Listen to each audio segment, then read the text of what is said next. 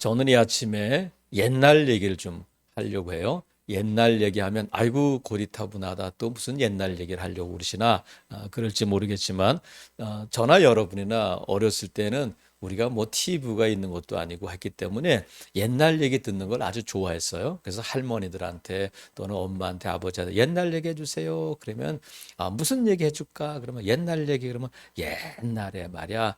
그러면 또 옛날 얘기하다가 또 레파토리가 떨어지면 어떻게 하면 옛날에 말이야, 이렇게 또 한 걸음 더 나가지고 옛날에 호랑이가 담배 피던 시절 얘기 했어요. 그래서 우리가 옛날 고리적에 말이야 이렇게 하잖아.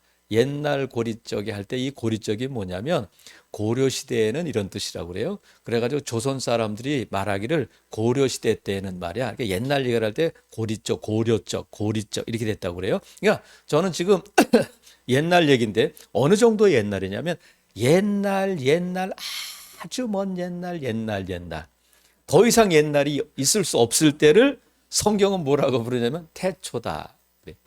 옛날 아주 먼 옛날에 더 이상 옛날이 없을 때를 성경은 태초다 그러는데, 태초에 무슨 일이 있었느냐면 하나님께서 천지를 창조하셨다는 거야. 하나님께서 천지를 창조하셨을 뿐만 아니라 인간을 창조하셨는데, 첫 번째 최초의 인간이 남자는 아담, 여자는, 그러니까 제가 아담하면 그 정도는 나와 주셔야, 최초의 인간의 남자는 아담, 여자는 하와였는데 그들을 위해서 신도시를 하나님이 만들어 주셨잖아요. 에덴이라는 신도시를 만들어 주셔서 거기서 살게 하셨는데, 아담과 하와가 거기서 영원토록 잘 살면 좋았는데 욕심 때문에 범죄하게 되고 그들이 에덴 동산에서 쫓겨나게 되는데, 그들을 에덴 동산에 쫓아내실 때 하나님께서 뭐라고 약속을 주셨냐면, 사탄에게 저주하시기를 여자의 후손이 너의 머리를 상하게 할 것이고 너는 여자의 후손의 발뒤꿈치를 상하게 할 것이다. 하늘 이렇게 말씀하셨어요.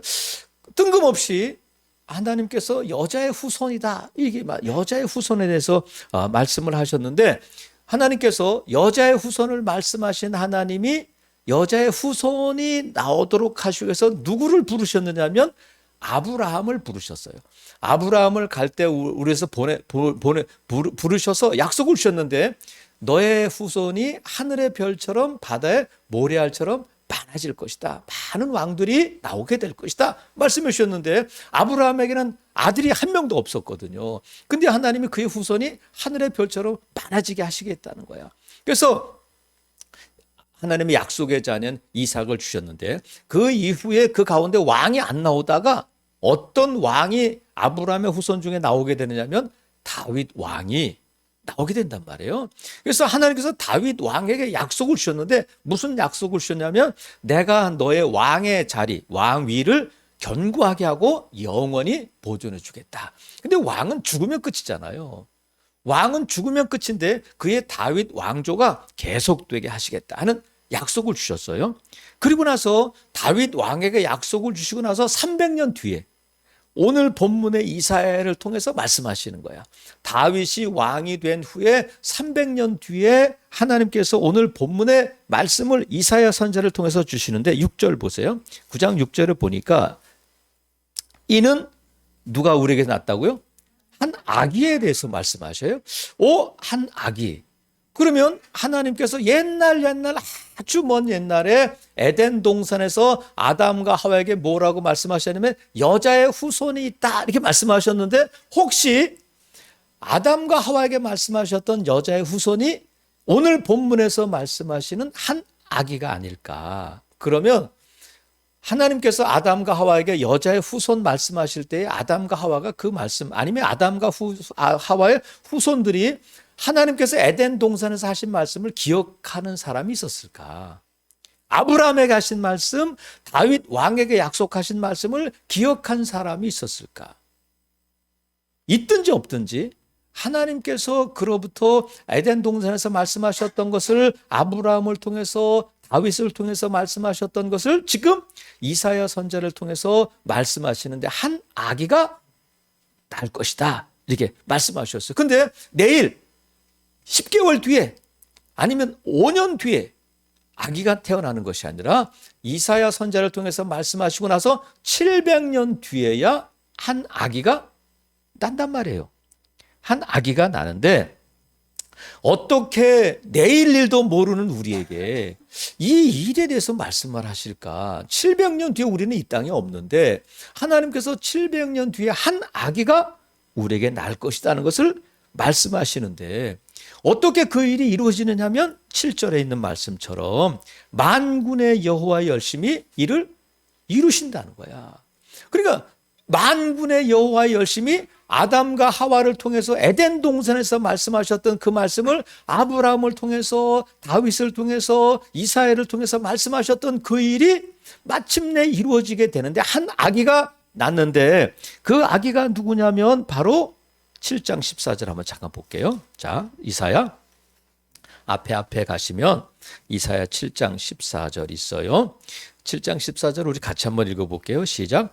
그러므로 주께서 친히 징조를 너에게 주실 것이라. 보라, 처녀가 잉태하여 아들을 낳을 것이요 그의 이름을 임마누엘이라 하리라. 이렇게 그의 이름을 한 아기가 낳을 것인데 그 이름을 뭐라고 하라고요? 임마누엘. 임마누엘은 뭐냐면 하나님이 우리와 함께 계신다는 거야. 그러면 한 아기가 우리에게서 낳는데 그날이 성탄절이고 아기 예수 그리스도가 이 땅에 오신 날인데 예수가 우리와 함께 할 것이다. 천사가 우리와 함께 할 것이다. 왕이 우리와 함께 할 것이다. 그러지 않고 하나님이 우리와 함께 하신다는 거야. 그래서 그 하나님이 그 아기 예수가 누구냐면 자, 오늘 본문의 9장 6절 보시면 이는 한 아기가 우리에게 낳고 한 아들을 우리에게 주신 바 아기는 여자가 아니라 아들이라는 거예요.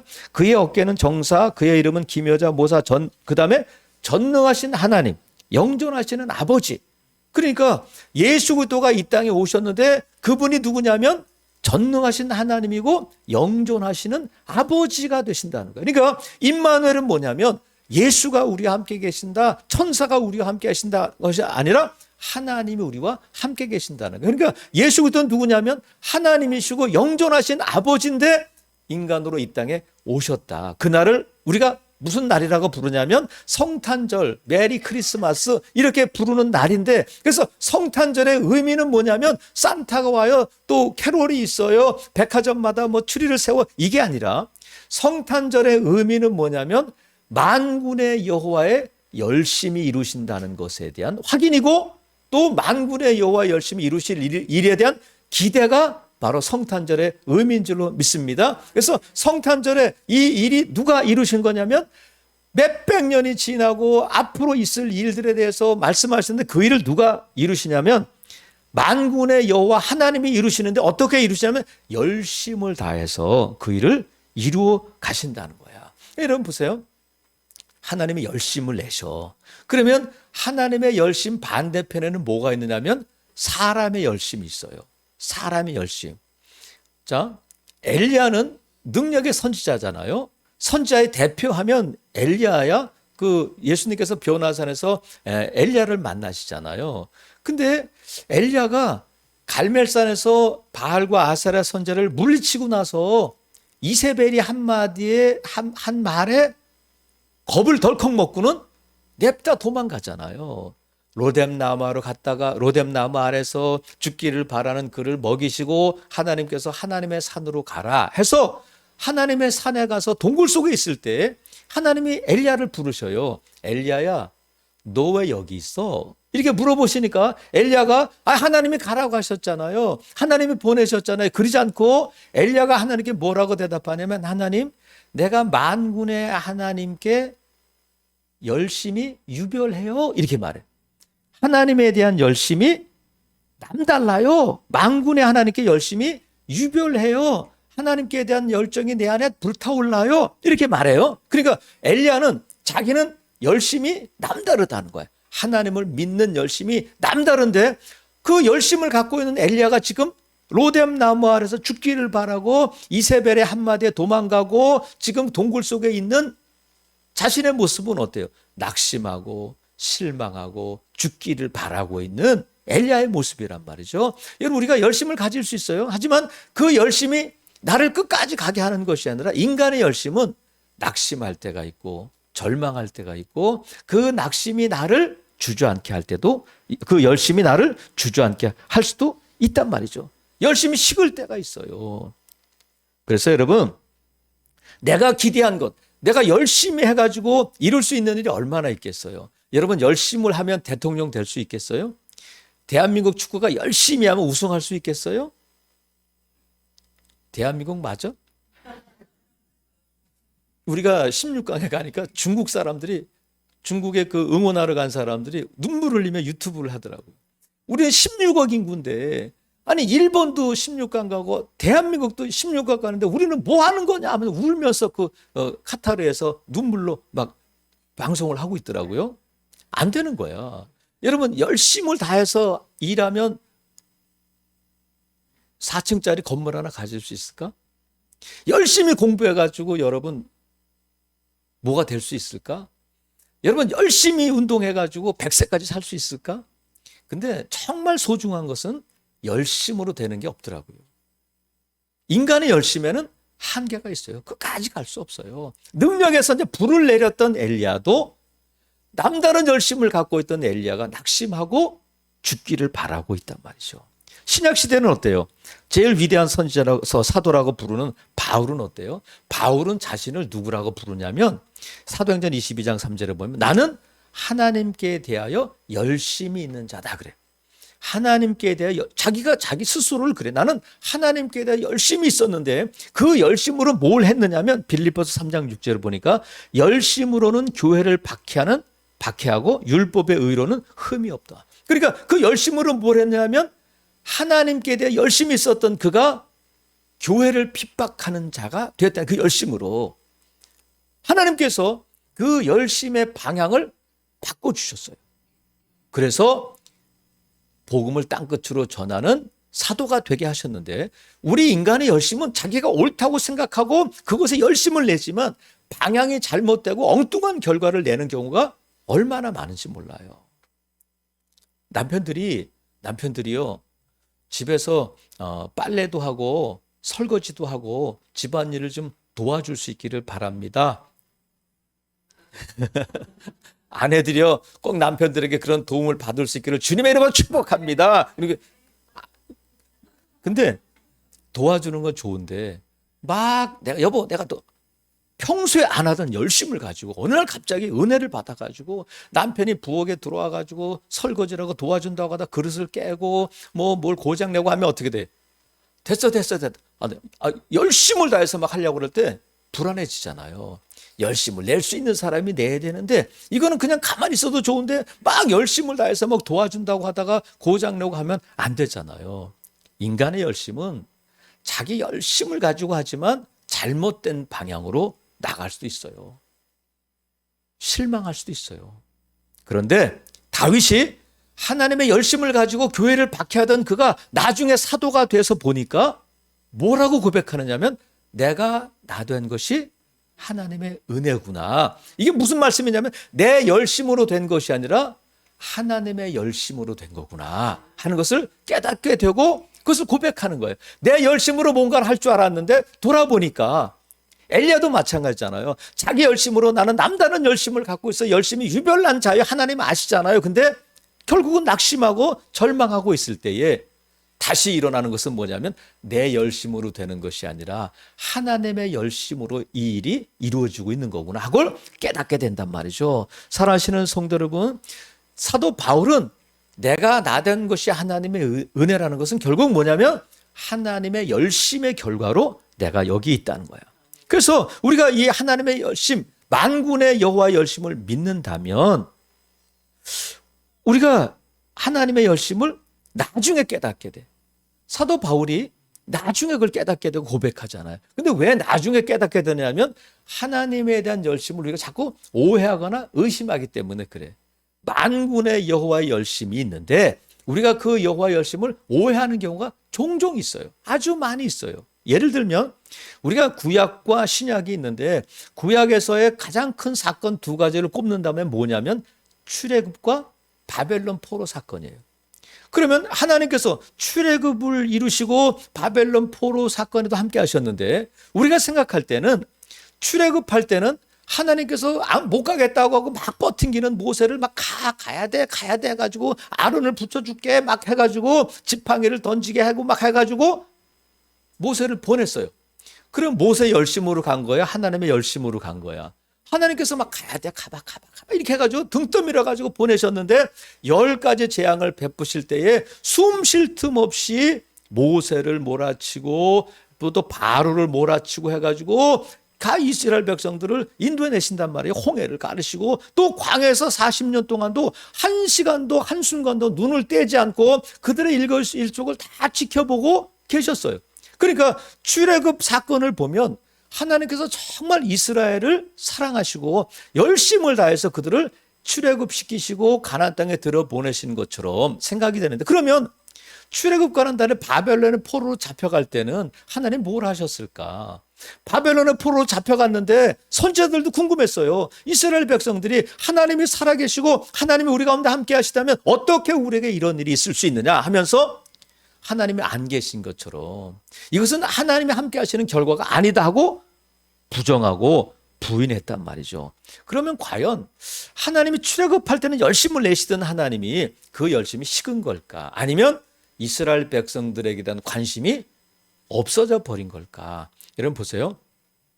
이스라엘 백성들이 포로로 잡혀갈 때에 예레미야 선지자를 통해서 계속 말씀하시죠. 항복해.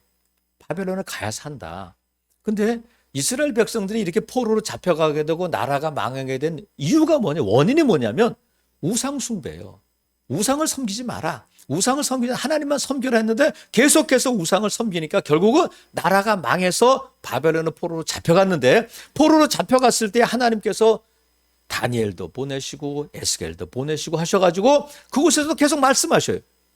그래서 계속 이스라엘 백성들에게 선지자를 보내셔요. 그것은 뭐냐면 나는 여전히 너희에게 관심이 있고 나는 여전히 너희와 함께 있고 포로로 잡혀와 있지만 다른 나라에 지금 와 있지만 여전히 나는 너희 하나님이고 너희와 함께 있고 너희를 사랑하고 너에게 관심이 있는 거야. 이게 말씀하셔요. 근데 이 70년 뒤에 돌아와 보니까 돌아온 다음에도 말라기든 하나님께서 삭개를 통해 스가랴를 통해서 말씀을 하시는데 그때에 바벨론 포로로 잡혀가기 전과 바벨론 포로에서 돌아온 때 귀환했을 때의 차이가 뭐냐면 바벨론의 포로 잡혀가기 전에는 이사야 예레미야를 통해서 계속해서 우상을 섬기지 마라 말씀하셨던 하나님이 바벨론 포로에서 귀환했을 때에는 우상에 대한 얘기가 없어요. 하나님께서 70년 동안 가만 계신 것이 아니라 바벨론의 포로로 있는 자들에게만 말씀하신 것이 아니라 그 땅을 정결하게 하신 후에 돌아오게 하셨어요. 하나님께서 열심을 다해서 그 일을 이루어 가고 계셨단 말이죠. 그로부터 이스라엘 백성들이 포로에서 돌아온 다음에 400년 동안 세례 요한을 보내실 때까지 하나님께서 선자도 보내시지 않고 말씀도 주시지 않고 기적도 베푸시지 않고 마치 하나님이 안 계신 것처럼 침묵하시는데 그 400년을 우리가 뭐라고 부르냐면 400년 침묵기다 그렇게 부르잖아요. 하나님께서 아무 말씀도 선지자도 기적도 베푸시지 않고 하나님 마치 안 계신 것처럼, 그래서 400년 뒤에 세례 요한이 툭 태어나게 되는데 과연 하나님께서 이 400년 동안 그냥 쉬셨을까? 아니잖아요. 우리가 신구약 파노라마 중간기를 볼 때 말씀드렸잖아요. 하나님께서 때가 참에 예수 그리스도 한 아기를 우리에게 보내셨다는 거예요. 때가 참에. 그러니까 이 400년은 하나님께서 때가 찰 때까지 기다리시고 준비하시는 기간이었는데 뭘 준비하셨냐면 하나님의 때, 복음이 가장 효과적으로 효율적으로 전파될 수 있는 때를 준비하셨는데 그것이 뭐냐면 헬라라는 나라를 통해서 알렉산더 대왕의 세계를 정복했을 때에 적어도 3개 대륙 이상에서 헬라어가 통용되도록 세계 공통어가 되도록 하셔서 복음이 헬라어로 전 열방으로 나가게 하셨을 뿐만 아니라 그 뒤를 이어서 세계를 정복한 로마를 통해서, 로마는 세계를 정복했을 때 뭐를 닦았다고요?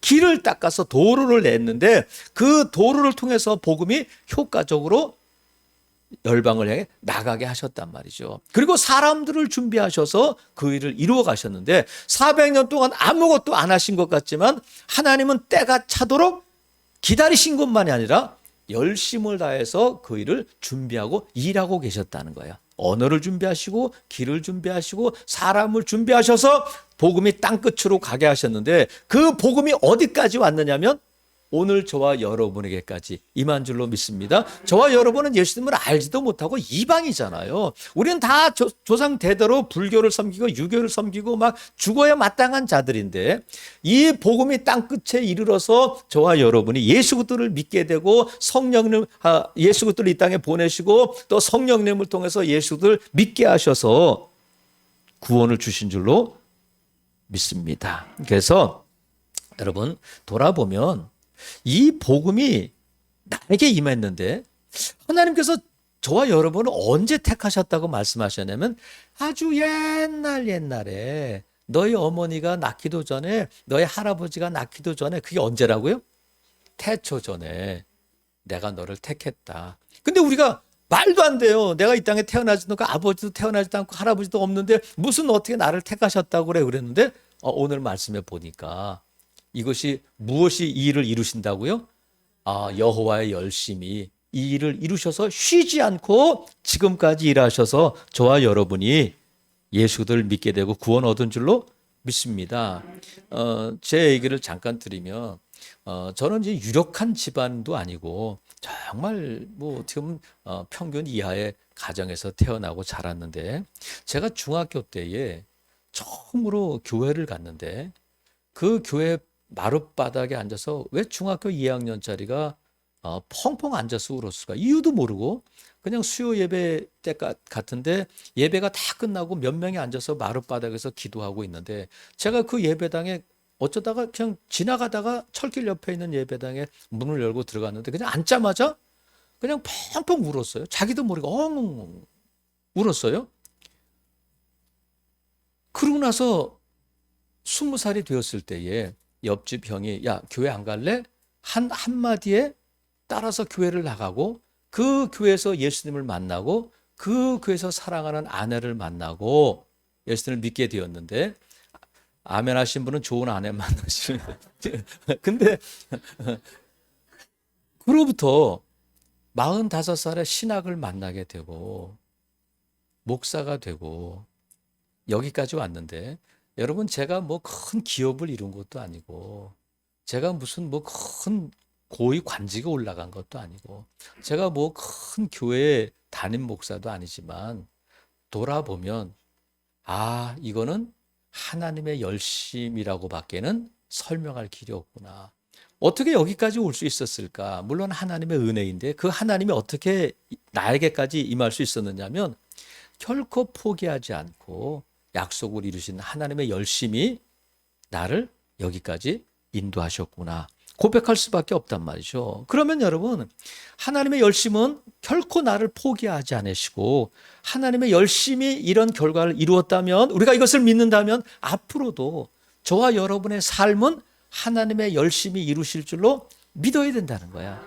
하나님의 열심이 나를 여기까지 인도하셨다면 앞으로도 하나님은 쉬지 않고 포기하지 않으시는 하나님이 저와 여러분의 앞길에도 열심을 다해서 인도하시고 지켜주시고 또 채워주실 줄로 믿습니다. 그래서 오늘 본문의 약속을 보면 하나님의 열심이 계속 이루어질 것을 믿는다면 보세요. 1절부터 보면 전에 고통받던 자들에게는 흑암이 없으리로다. 옛적에는 여호와께서 스불론 땅과 납달리 땅이 멸시를 당하게 하셨더니 후에는 해변길과 요단 저쪽 이방의 갈릴을 영화롭게 하셨느니라. 2절 흑암에 행하던 백성이 큰 빛을 보고 사망의 그늘진 땅에 거주하던 자에게 빛이 비치더. 3절 주께서 이 나라를 창성하게 하시며 그 즐거움을 더하게 하셨으므로 추수하는 즐거움과 탈취물을 나눌 때의 즐거움같이 그들이 주 앞에서 즐거워한다. 이 말씀이 이 약속이 예수 그리스도를 통해서 이루어졌는데 거기서 끝나는 것이 아니라 여러분 이 약속을 세 가지로 요약하면 이거예요. 흑암에 있던 백성들이 큰 빛을 보게 된다.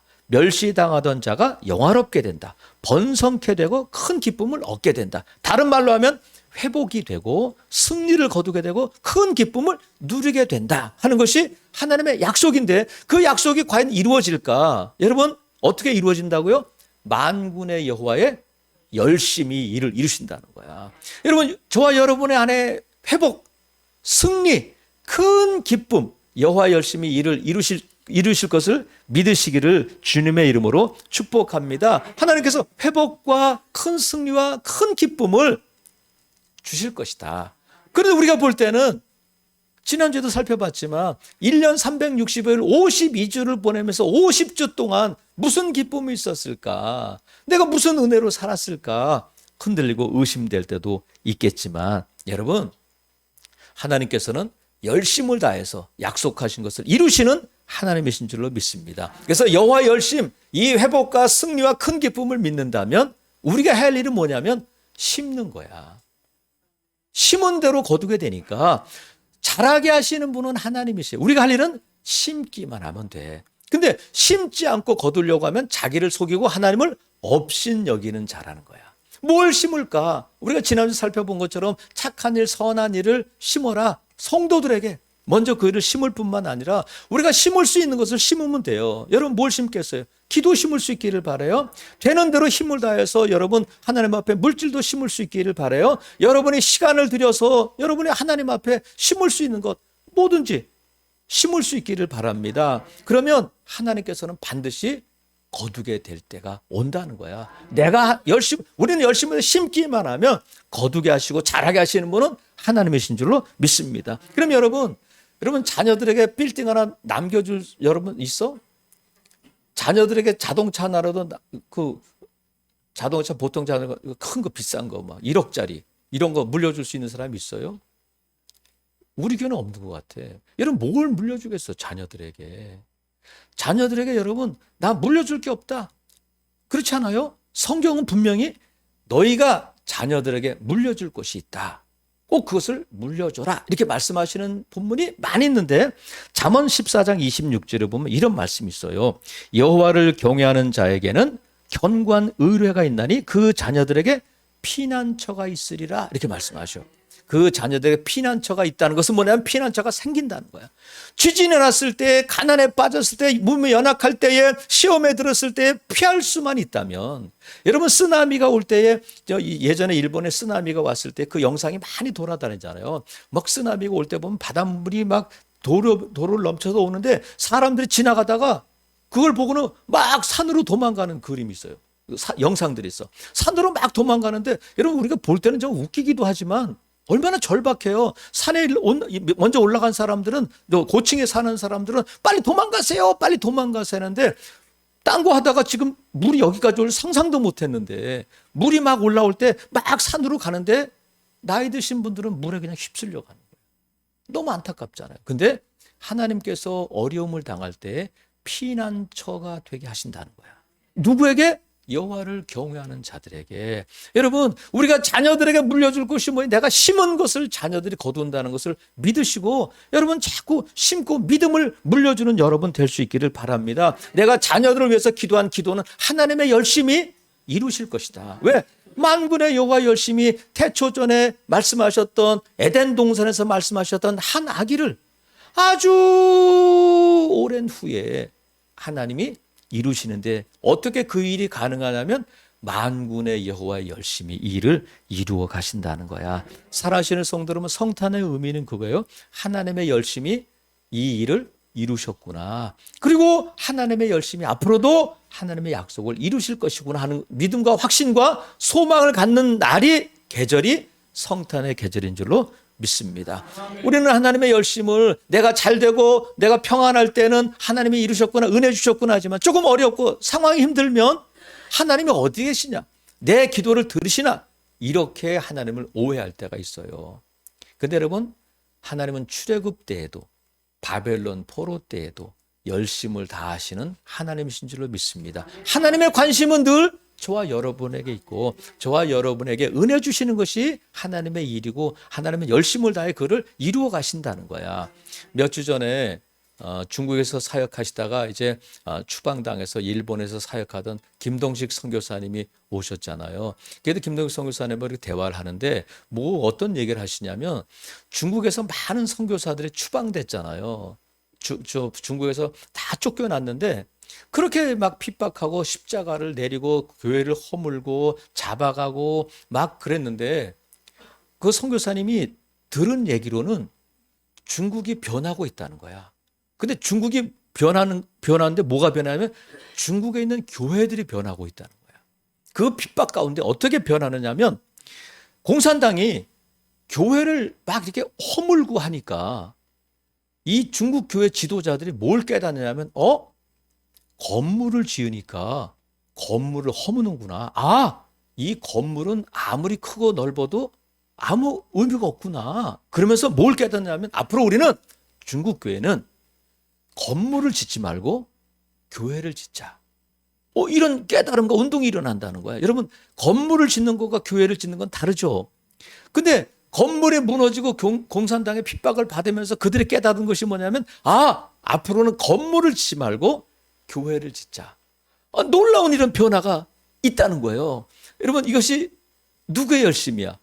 하나님의 열심이 이 일을 이루어 가시는 줄로 믿습니다. 우리가 볼 때는 이 세상에 과연 이렇게 혼탁한 세상이 어지러운 세상에 하나님께서 일하시나, 하나님의 공의가 펼쳐지고 있나, 하나님께서 과연 내 기도를 들으시나 할 때 여러분, 환경 상황 보지 말고 하나님의 열심을 바라보고 하나님의 열심을 믿는 여러분 되시기를 주님의 이름으로 축복합니다. 그래서 만군의 여호와의 열심이 이 일을 이루시리라 하는 이 믿음으로 오늘도 감사하며 또 하나님의 열심히 이루실 일들을 기대하며 소망으로 또 세상을 향해 나아가는 복된 성도들 되시기를 주님의 이름으로 축복합니다. 아멘.